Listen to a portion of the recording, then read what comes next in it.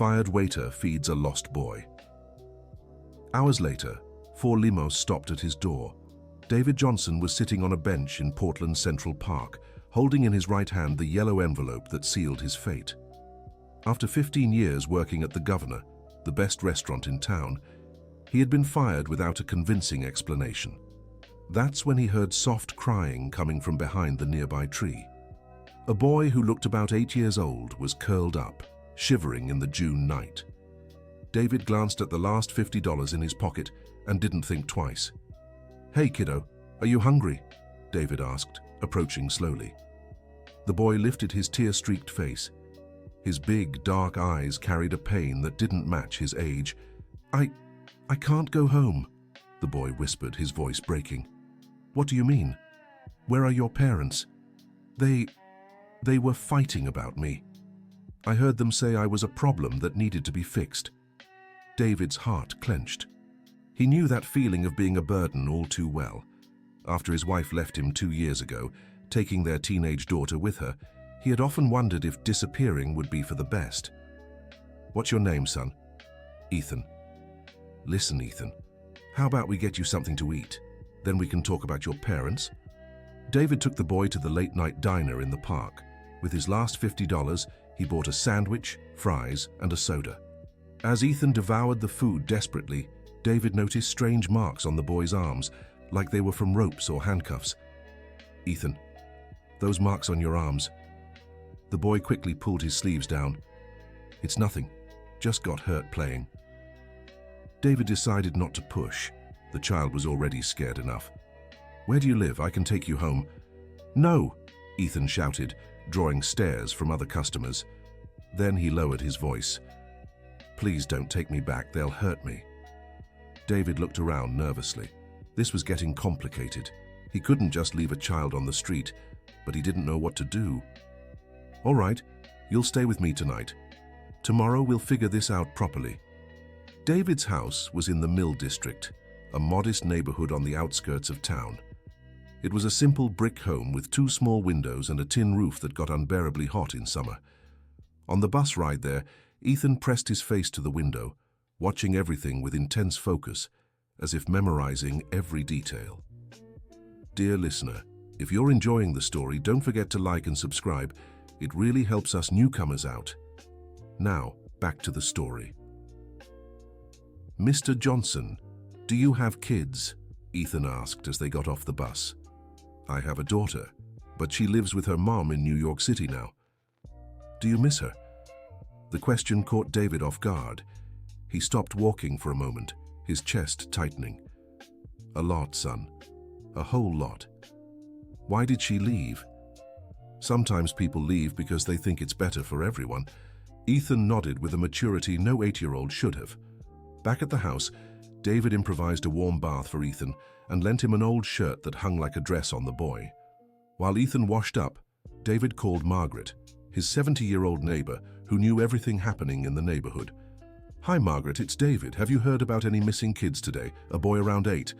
"Not missing, David, but I've been worried about some strange things lately. Unfamiliar cars driving around, people asking questions who don't belong here." "What kind of questions?" "About children. If anyone saw a boy alone, things like that. It even gave me chills." David hung up the phone, more worried than before. When Ethan came out of the bathroom, he looked like a completely different child. Clean and in dry clothes, it was clear he was well cared for, not a street kid. "Ethan, tell me the truth. What really happened at your house?" The boy sat on the makeshift bed David had set up on the couch and took a deep breath. "My parents. They're not my real parents. They adopted me when I was really little, but there are people who keep calling them, saying they want to take me away." "What people?"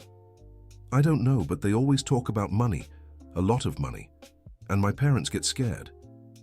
David felt a shiver run down his spine. The story was getting more complicated by the minute. "And tonight?" "Tonight they had a bad fight. My mom was crying and said she couldn't take it anymore, that maybe it would be better to just hand me over and end the suffering." "So you ran away?" "I got really scared. I climbed out my bedroom window and walked all the way to the park. David stayed up all night thinking about what to do." In the morning, he found something that disturbed him even more. Ethan had been drawing during the night. Several sketches were scattered on the table, all showing detailed maps of the city. Streets, house numbers, even names of businesses. For an 8-year-old, it was impossible. "Ethan, where did you learn to draw like this?" "I don't know. I just look at things and can draw them later. It's like everything stays stored in my head." David picked up one of the drawings. It was a perfect map of the city's commercial district, including the restaurant where he worked. On the drawing, there was a red mark on a specific building. "What's this red mark?" "That's where they want to take me. I saw this building on a paper at my parents' table." David decided to investigate. He left Ethan with Margaret and went downtown. On the way, he ran into Michael, his former co-worker from the restaurant. "David, man, what a mess last night. Everyone was shocked you got fired." "Michael, tell me the truth. Why did the manager fire me?" Michael glanced around nervously before answering. "Dude, there were some weird rumors. They said you were poking into things you shouldn't, digging through office documents." "What documents?" "I'm not sure, but last week didn't you ask about those strange invoices?" David remembered. He'd noticed inconsistencies in supplier orders, amounts that didn't match the delivered products. When he questioned the manager, he was told to mind his own business. "You think my firing had something to do with that?" "Could be, man. The manager's been really jumpy lately, getting strange calls, leaving the restaurant at odd hours." David thanked him for the info and continued his investigation. When he reached the building marked in Ethan's drawing, he discovered it was a business consulting office. On the lobby directory, one name stood out: Advanced Child Development. When he got home, he found Margaret waiting anxiously at the door. "David, what kind of child did you bring here? I've been trying all night to remember where I've seen that face." "Why, did you remember something?" "Yes, I did. It was on a TV show a few months ago. They were talking about kids with special abilities, photographic memory, things like that. I'm sure I saw that boy there." David felt the world spin. The pieces were falling into place in a terrifying way. As he stepped inside, the phone rang. David answered warily. "Hello? Good afternoon. I'm calling about the boy in your home." David froze. "What boy?" "We know Ethan is with you. We're offering $100,000 for the child's return. No questions, no complications." "Who's speaking?" "Someone who can make your life much easier, or much harder. You have until tomorrow to decide." The call dropped. David looked at Ethan, who stood in the kitchen doorway, pale as a sheet. "They found me," the boy whispered. "Ethan, I need to understand. What's so special about you that these people want you so badly?" "I remember everything I see or hear, every word, every number, every image.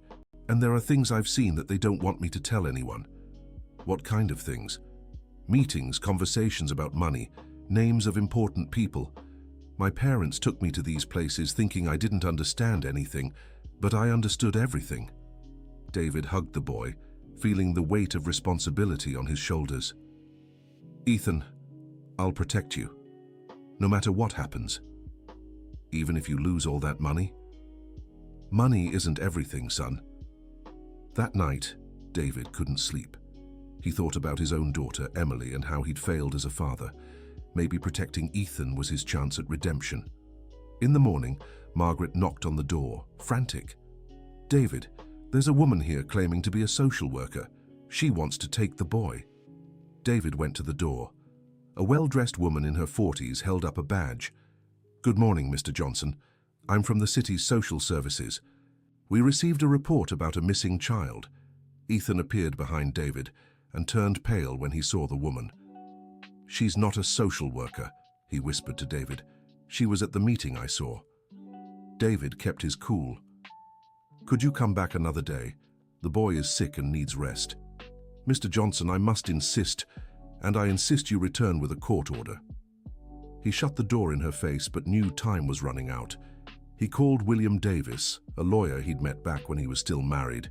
William had a reputation for being honest and helping those in need.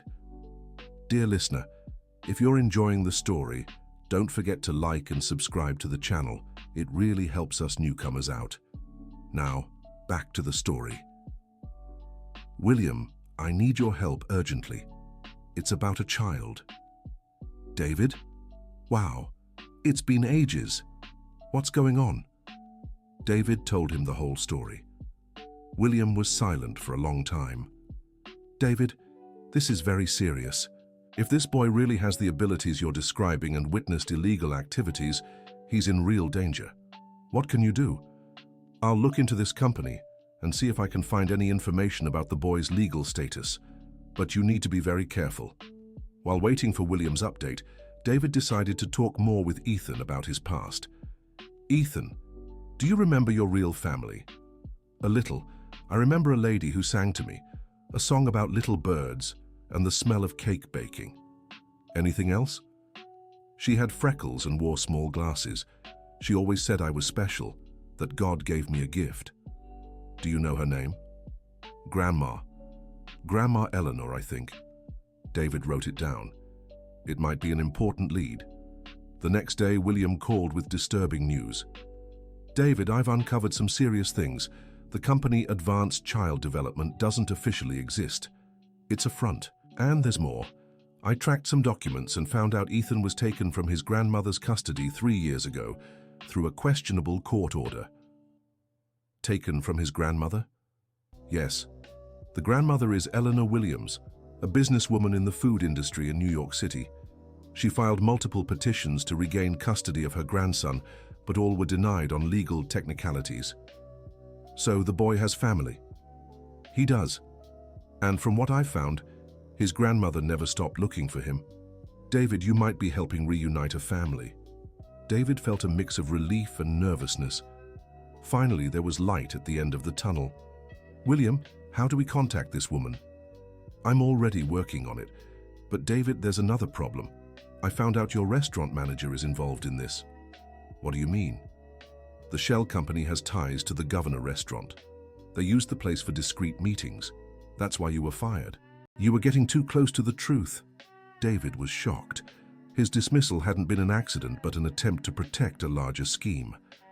That afternoon, as Ethan quietly drew at the kitchen table, the phone rang again.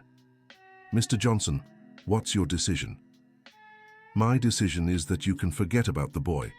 What a shame. We were hoping for your cooperation." "You won't intimidate me." "We'll see." The call ended, and David felt a chill. He knew the threat was real. 2 hours later, Margaret knocked on the door again, but this time she was beaming. "David, there are people looking for you. Important people." David looked out the window and saw 4 black limousines parked on the dirt road of the Mill District. Curious neighbors gathered to see what was happening. "Ethan, I think your grandmother is here." The boy dropped his pencil and ran to the window.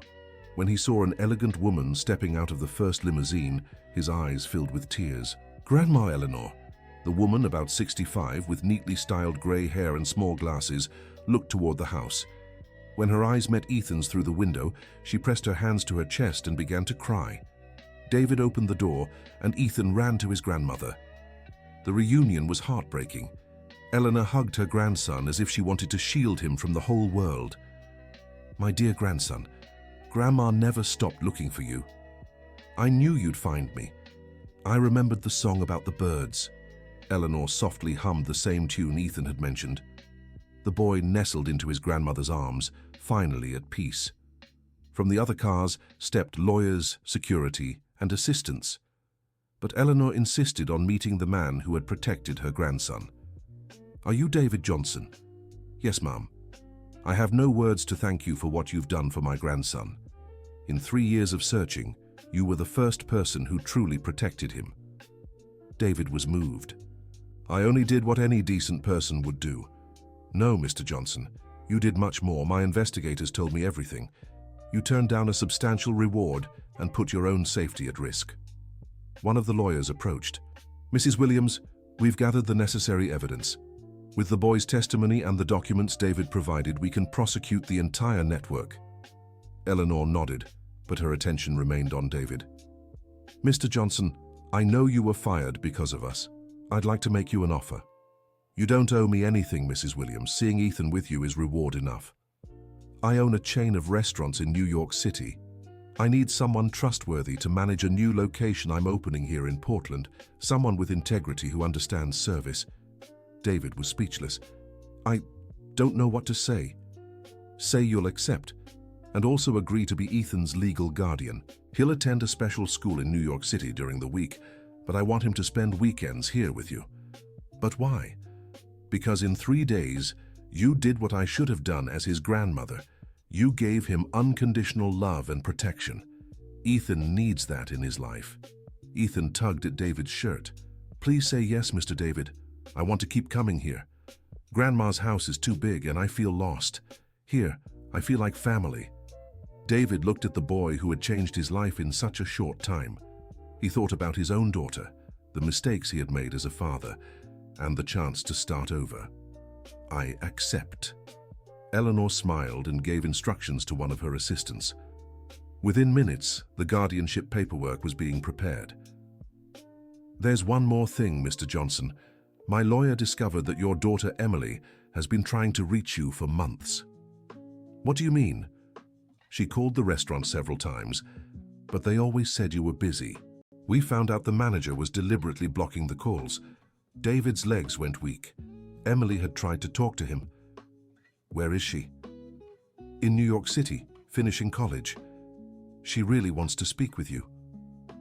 That night, after Eleanor and her team left for the city hotel, David was alone with Ethan, still processing everything that had happened. Mr. Johnson, are you happy?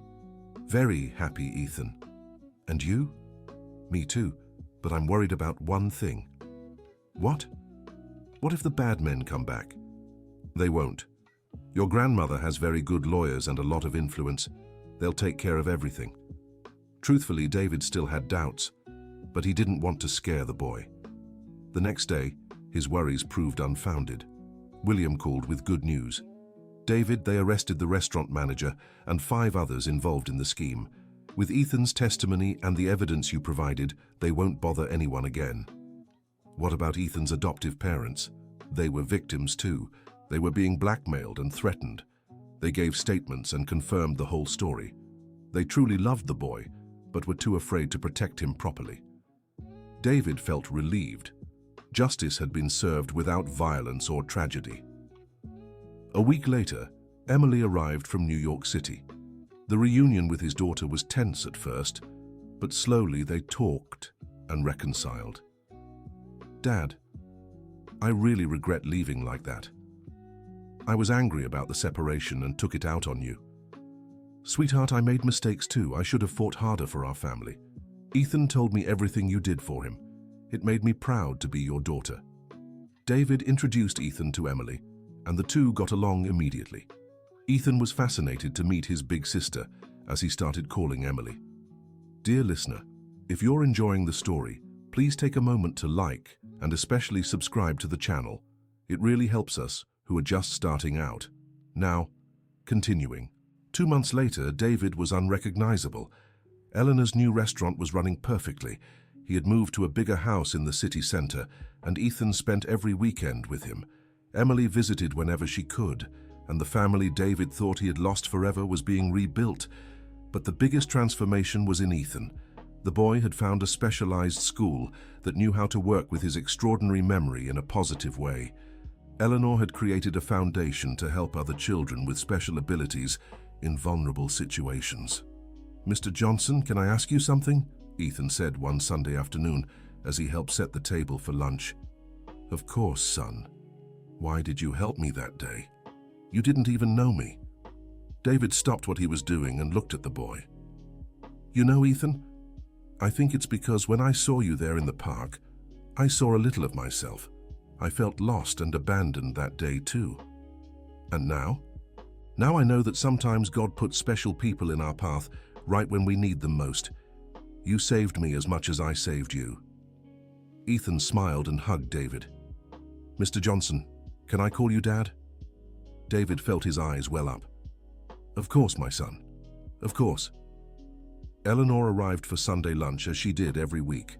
She and David had developed a deep friendship rooted in their shared love for the boy. David, I have a proposal for you. What is it? I'd like you to be my partner in the restaurants. You understand the business, and more importantly, you have integrity. I need someone like you by my side. Eleanor, think about it. It's a partnership, not charity. You'd add so much value to the business. David was learning to accept the blessings life offered him.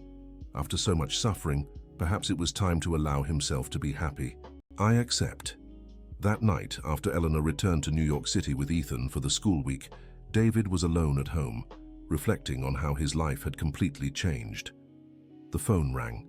It was Emily. Dad, I have some news. I've decided to move back to Portland after I graduate. Really? Why? Because I want to be close to my family, and because Ethan needs an older sister to look out for him. David smiled. His family was truly coming together again.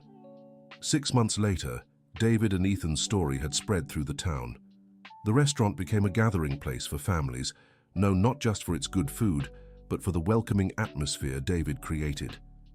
Eleanor had expanded the foundation and now served children from several towns across the state. Ethan had become a kind of junior ambassador, helping other children with special abilities adapt and feel accepted. Dad, there's something I want to tell you, Ethan said one afternoon as he helped David at the restaurant. Go ahead, son. I remember everything that's happened since I met you. Every word, every gesture, every moment, and you know my favorite memory? Which one? When you said you'd protect me no matter what. That's when I knew I'd found my real dad. David stopped working and hugged the boy. And I found my real son too.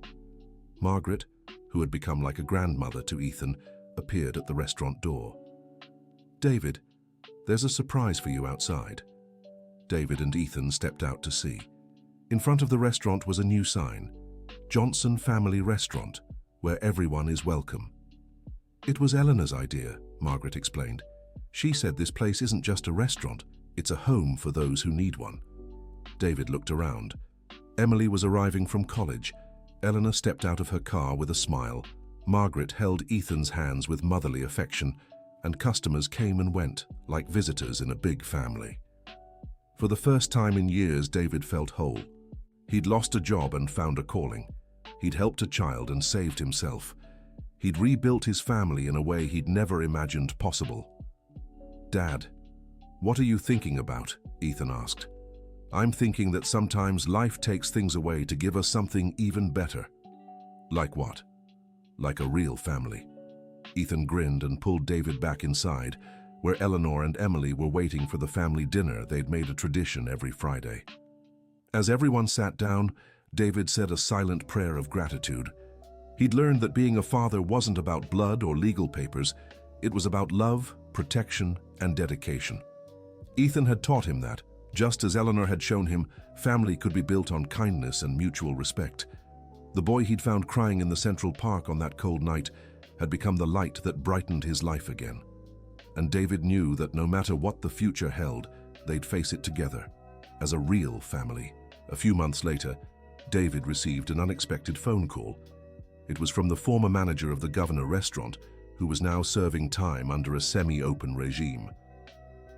David, I know I don't deserve it, but I wanted to apologize. I was being blackmailed too.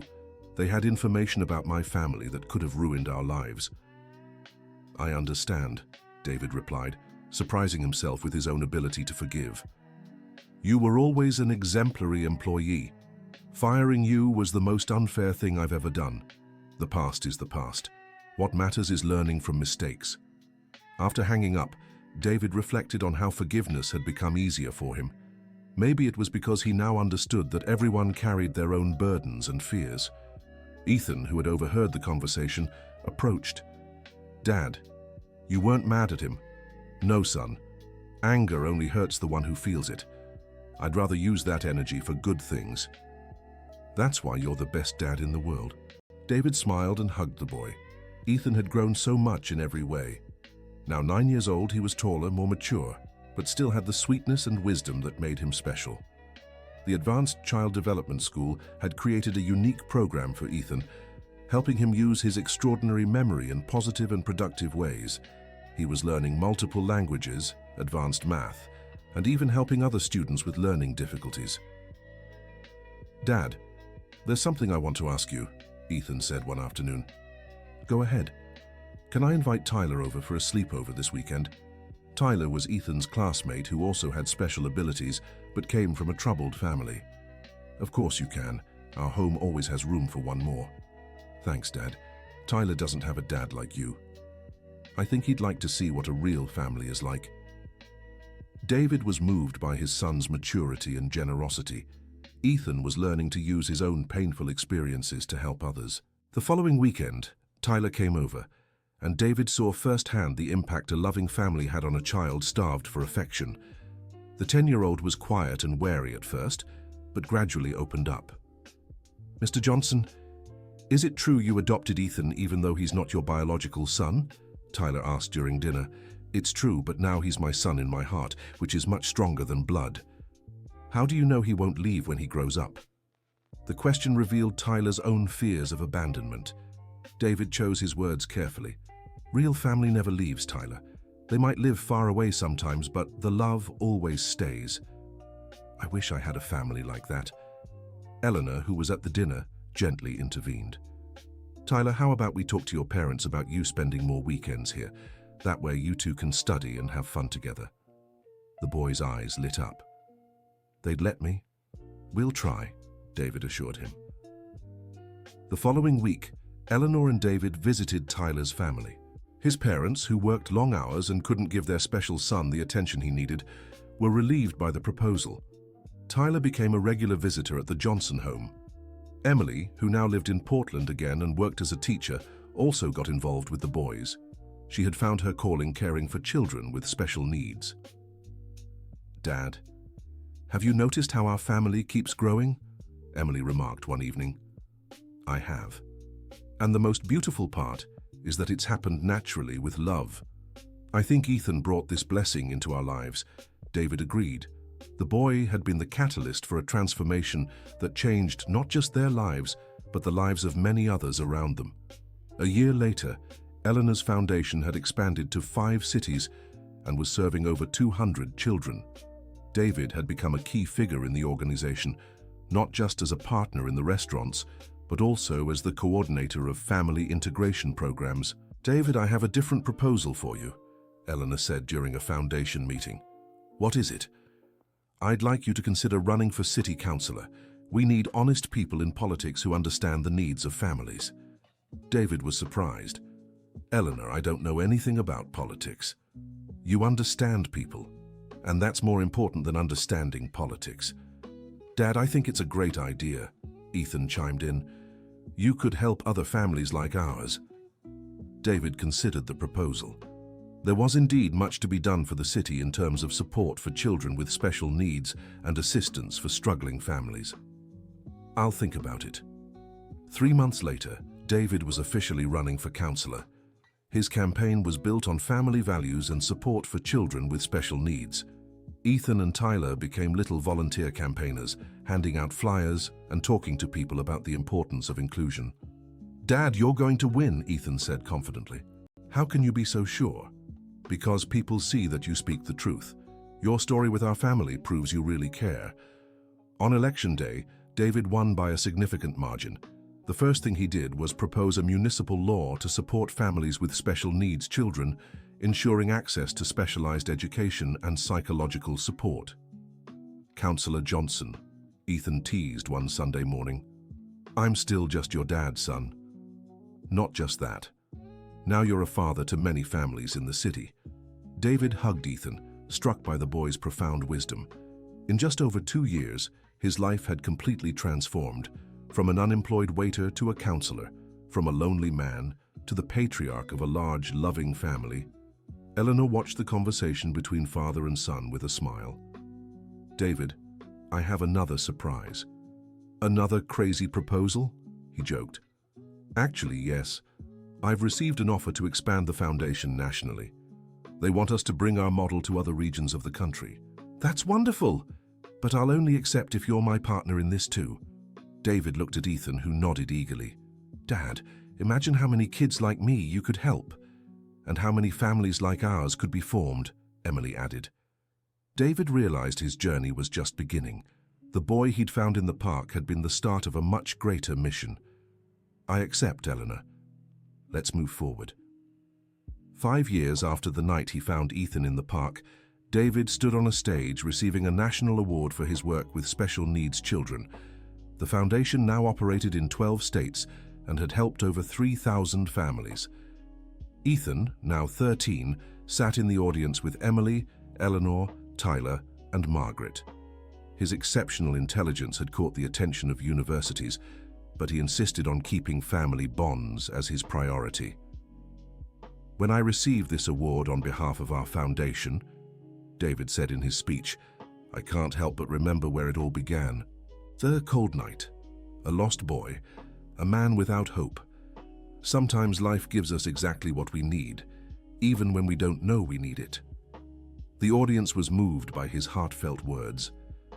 "My son Ethan taught me that family isn't defined by blood, but by love and dedication, and that a single act of kindness can transform not just 2 lives, but hundreds." After the ceremony, the whole family went to dinner at one of their restaurants. The table was full. David, Eleanor, Ethan, Emily, Tyler, Margaret, and a few more children who had become part of the extended family. "Dad, can I make a toast?" Ethan asked. "Of course, son. I want to toast the man who taught me that a real hero isn't someone with superpowers, but someone with a big heart. To my dad, David, who saved my life and the lives of so many other children." Everyone raised their glasses and joined the toast. David was too emotional to speak. "Now it's my turn," said Eleanor. "I toast the man who gave me back my grandson and gave me a new family. David, you're proof that genuine kindness still exists in this world." Emily also wanted to speak. "I toast my dad, who taught me it's never too late to start over, and that true love overcomes any hardship." Tyler, now 15 and fully part of the family, made his toast. "I toast the man who showed me what it's like to have a real father, even if I'm not his biological son." Finally, Margaret, now 75 but still active and engaged, spoke. "I toast the best neighbor I've ever had, who turned our humble neighborhood into a community of love and hope." David finally found his voice, choked with emotion. "I'm the one who should thank all of you. You gave me back my reason to live. Ethan, you were my guardian angel disguised as a lost boy." After dinner, as they walked through the Central Park, where it all began, Ethan took David's hand. "Dad, do you remember what you said that first night?" "What?" "That sometimes people leave because they think it's better for everyone." "I remember. You were wrong. The right people never leave. They stay and fight to make everything better." David stopped walking and looked at his son. In that moment, he realized the boy had grown into a wise and mature young man, yet still carried the pure heart that had made him special from the start. "You're right, son. The right people stay. And we'll stay together forever, right, Dad?" "Forever, Ethan, forever."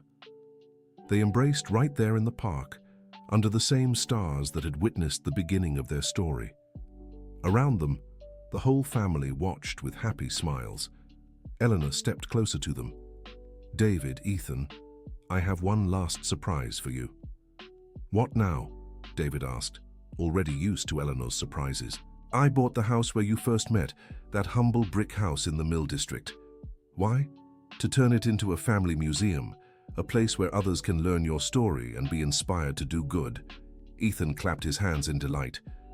"Really, Grandma? Our little house is going to be a museum?" "Yes, my dear grandson, with a plaque out front telling how a waiter and a lost boy found each other and changed the world around them."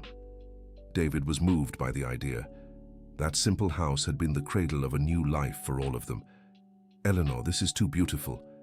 The exhibit will tell the whole story, from that night in the park to today, and the ticket sales will go to the foundation." Emily had an idea. "What if we held a special opening inviting all the families the foundation has helped?"